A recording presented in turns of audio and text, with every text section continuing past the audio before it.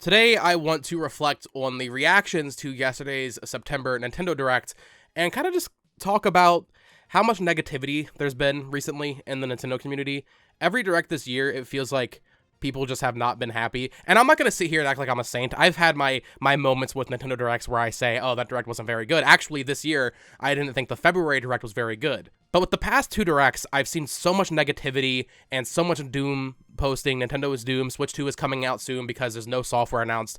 And as someone who's very involved with the Nintendo community, I make videos, I play every first-party game, I play a ton of third-party stuff on my Switch. I just want to understand where these people are coming from. I don't get how someone could look at the current Nintendo lineup for 2023, even before this Direct, and into the future now at 2024 with all of the new announcements from this Direct, and look at that and say, well, wow, that was a terrible Direct, there's nothing to play.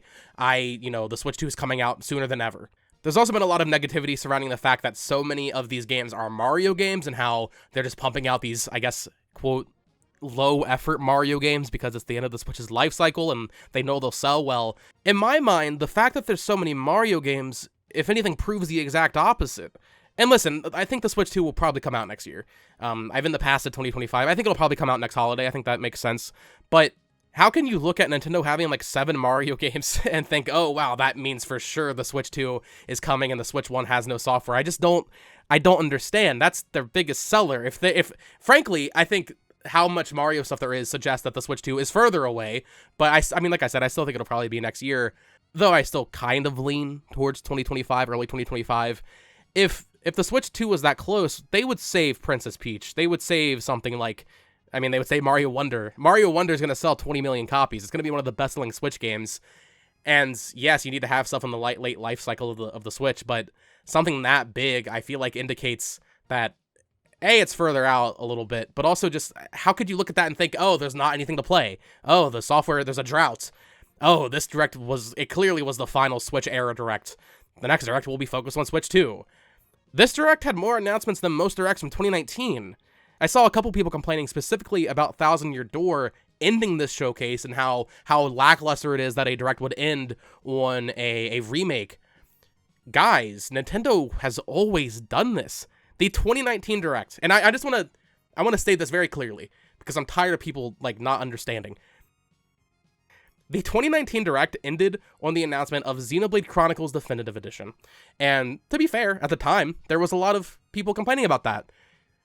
And you know what a lot of people were saying back then? They were saying that because they ended on Xenoblade Chronicles Definitive Edition, that's proof that they're slowing down and saving software for a Switch Pro.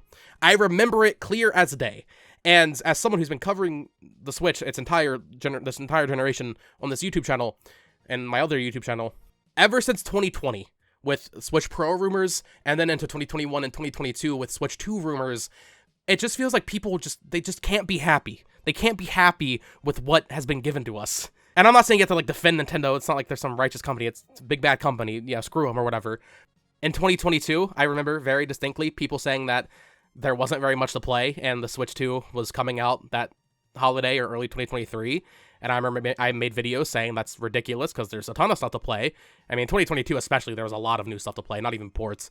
Then in 2023, we've had Tears of the Kingdom and Pikmin 4 and a ton of other stuff. Yes, remakes and ports, and Mario Wonder, there's still plenty of stuff to play this year, and still people are still saying, oh, Switch 2 is going to come out in late 2023. They were saying that earlier this year, and now that goalpost has moved to early 2024. I'm seeing people say it's going to surprise release in March or May or September, and while it's possible it comes out late next year, I just don't get the thirst for it. I get that the Switch is 7 years old, or it's about to be 7 years old, but the software output from Nintendo is not indicative of a console in its final years at all. If you guys think the current Switch lineup is bad, God, I don't know where you were during the Wii U. I don't know where you were, honestly, even in the first years of the Switch. This is much better than 2018, for example. This is better than 2020. Since Metroid Dread came out, there has been a high-profile Nintendo release almost every single month. There's a couple gaps in there, no company's perfect, but since Metroid Dread, we had that in October, then November that year, we had Brilliant Diamond and Shining Pearl, and then in 2022, they had absolute bangers basically every month. Legends Arceus, into Triangle Strategy, into Kirby and the Forgotten Land, into Switch Sports, Mario Strikers, Xenoblade 3, Splatoon 3, Bayonetta 3, Pokemon Scarlet and Violet, And that just continued into 2023 with Fire Emblem Engage and Metroid Prime Remastered and Kirby's Return to Dreamland and Bayonetta Origins and Tears of the Kingdom, of course, and the Pikmin 4 and even stuff like Everybody Want to Switch. Yeah, that's not a good game, but like, if you think there's a drought right now, if you think how much software they're releasing is indicative of a company struggling or a company that is moving development, I don't know what to tell you. Because this is more stuff than they released in 2018, for example. There might be, beat for beat, more remakes and remasters than previous years, but they're all much higher profile and higher effort things. You know, Paper Mario The Thousand Year Door, that's a full remake. Mario vs. DK, you could argue maybe that should be like an eShop game, but that is a full remake. Mario RPG, a full remake. Another Code of Recollection, that's a full remake. Like, if you don't want to count it for whatever as a point for Nintendo's lineup, I mean, I guess that's fair. You can do whatever you want, but are we really going to sit here and act like anybody's played Mario RPG? Or another Code of Recollection? Or hell, even Thousand Year Door. Thousand Year Door is going to be new to most people. Mario RPG certainly is.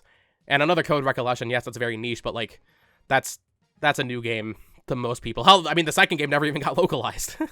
I feel like there's just so much talk of Switch 2, and there's so much anticipation for that people have been blinded, and they just don't want to look at what's coming out and how much there actually is.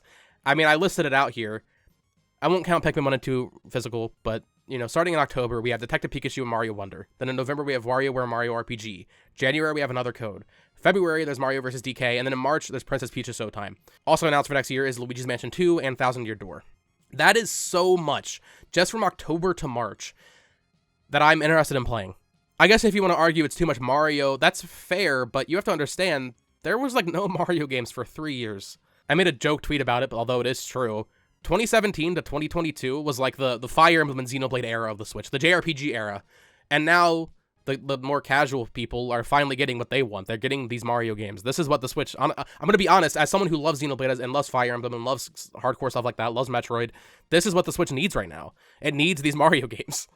Could they have done a better job of spreading them out a little bit? Yeah, absolutely. I think if Mario Wonder had maybe been last year, and maybe Mario vs. DK was an eShop title, and WarioWare and Mario RPG, you know, that could have been moved around a little bit, so it's not all clumped together. I think that maybe would have made it look less bad, but I don't know. All the complaining is just, I'm tired, man. And like I said at the start, I know I'm not a saint. I know I've been critical when maybe I shouldn't have in the past, but it's just so tiring. Why can't people be happy?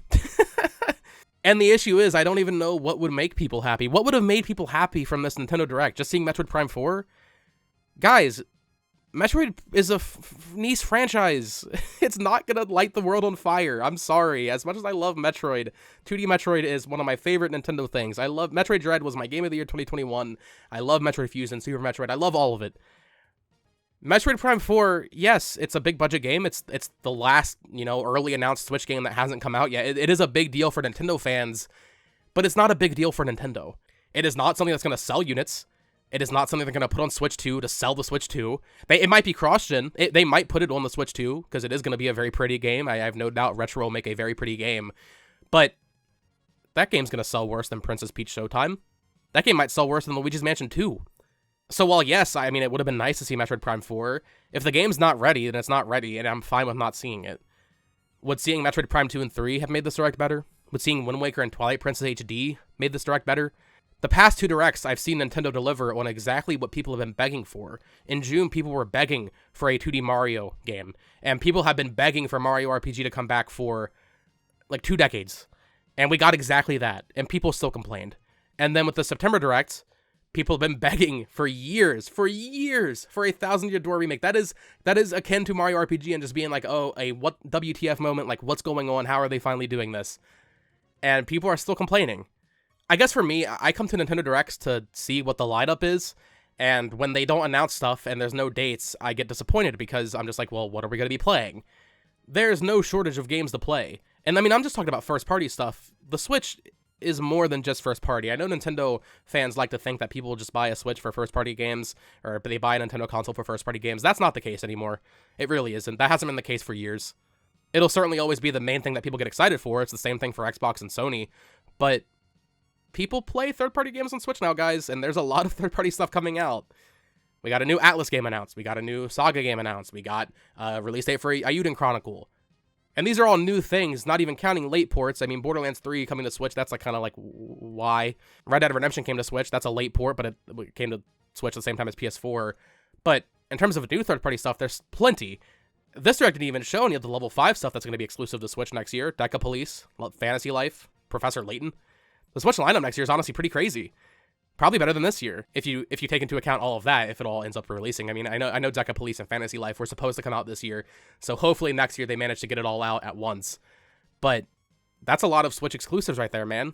I know Deca Police isn't exclusive, but I'm sure Nintendo will pretty much treat that as a Switch game. So it's September, and we're already looking at a year with another code, Mario vs. DK, Princess Peach, Luigi's Mansion 2, Thousand Year Door, probably Prime 4. I mean, we don't know that, but I would assume it'll come out late next year, on top of those level 5 games. And it's only September. Do people forget every year that Nintendo announces games close to release? Would Fire Emblem 4 Remake really have been the thing that saved this Direct for people? I mean, I was expecting it, and I'm kind of disappointed it wasn't here, but I know it's still coming. It'll probably come before that Paper Mario and Luigi's Mansion 2. It'll probably come out in like May or something. It'll be announced in February and come out in May. Would F-Zero GX have made this Direct for people? I just don't understand what the expectation is anymore. Is there any way for Nintendo to win? I don't know. I'm very much rambling in this video. Let me know what you think of all the controversies around Nintendo recently, and just, I don't know. To me, it just feels like they can't win. And I'm not, like I said, I'm not trying to defend them. If they do something stupid, like Mario vs. DK, that shouldn't be $50, you know? Stuff like that, yeah, give them hell. But this negativity surrounding the Switch and how this Direct proves the Switch 2 is coming out next year, or coming out very soon, and how they're moving all software development to that, I don't get it. I'm sure there's a lot of stuff being worked on for Switch 2. I'm sure the Mario Kart team, I'm sure the 3D Mario team, like all these devs are working on Switch 2 stuff, but that doesn't mean we have to belittle everything else. I don't know. When I was younger, I certainly looked forward to like the NX, for example, but that's because the Wii U had nothing. I even saw people comparing this last year of the Switch, assuming 2024 is the last year. Even this year, I saw people comparing 2023 to the last years of the 3DS. God, it's not even close. The 3DS had a lot of cool stuff in 2017. I will admit, like Fire Emblem Echoes and Metroid Samus Returns and Miitopia and Hey Pikmin, there was a lot of stuff in 2017 for 3DS. Are we really going to compare that to a year that's going to have a brand new Princess Peach game and a new 2D Mario game and Mario RPG remake and Thousand Year Door remake and probably a new Metroid game? Like, are you really going to compare that to the final years of the 3DS? Because it's not even close. I get being excited for the future, but I guess as I've gotten a little bit older and I've covered Nintendo on YouTube for so long, it's just like, can't we just be happy in the moment for a little bit? Can't we just enjoy things? I don't know.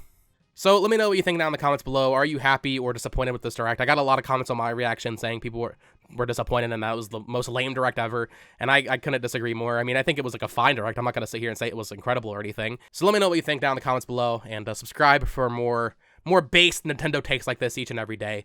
And I'll see you all next time. Peace.